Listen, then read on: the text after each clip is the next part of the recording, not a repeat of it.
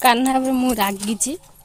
କାହ୍ନା ମୋତେ ସରି କହିବ ବୋଲି ମୁଁ ତାକୁ କହିଛି ତୁ ଯଦି ସରି କହିବୁ ତ ମୋତେ ସରି କହିଲେ ମୁଁ ତୋତେ ମତକୁ ନେବି, ଏଠିକି ନେବି ସେଠିକି ନେବି ତାକୁ କହିଲି।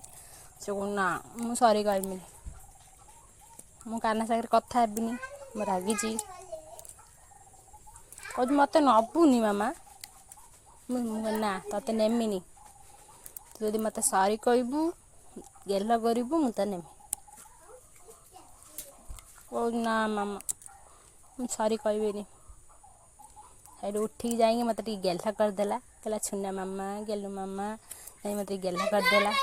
ଗେହ୍ଲା କରିସାରିଲା ପରେ ନା ମୋବାଇଲ ଦେଖିଲି, ମୋବାଇଲ ଭିଡ଼ିଓ କରୁଥିଲି। କହିଲା କାହିଁ ମୋତେ ଭିଡ଼ିଓ, ମୋତେ ଲାଜ ଲାଗୁଛି ମୁଁ କହିବି, ମୋତେ ଲାଜ ଲାଗୁଛି। ମୁଁ ତୋ ସାଙ୍ଗରେ ମୁଁ କଥା ହେବିନି କି ତୋତେ ନେବିନି।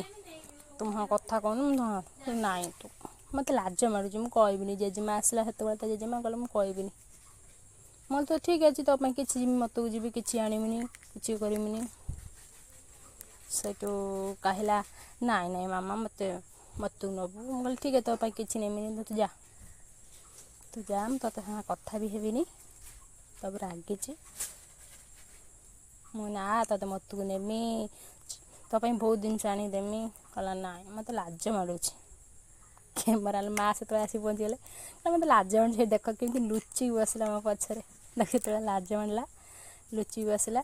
ତାପରେ ମା ତାଙ୍କର କହିଲା ଆସେ ମୁଁ ତୋତେ କାଖେଇମି ଆସେ। କହିଲା ନାଇଁ ନାଇଁ ମୁଁ ଯିବିନି। ମା ସେତେବେଳେ ଆସିକି ଦୋକାନର ପଇସା ନେଇନାହାନ୍ତି ବୋଲି ସେଥିପାଇଁ ଆସିକି ମା କହୁଥିଲେ ମୋତେ। ସେ ମୋ ପଛରେ କେମିତି ଲୁଚିକି ବସିଛି ଦେଖନ୍ତୁ। ମା କହିଲା ମୋ ପାଖକୁ ଆ, ସିଏ ତାର ଯାଉନି ତା ପାଖକୁ।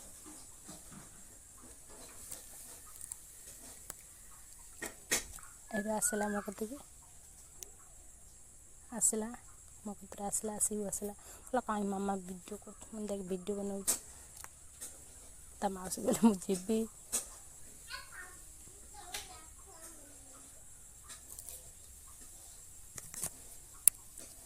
ତା ମାଉସୀ କହୁଛି ଯେତେ କହିଲେ ବି ସେ ଶୁଣୁନି।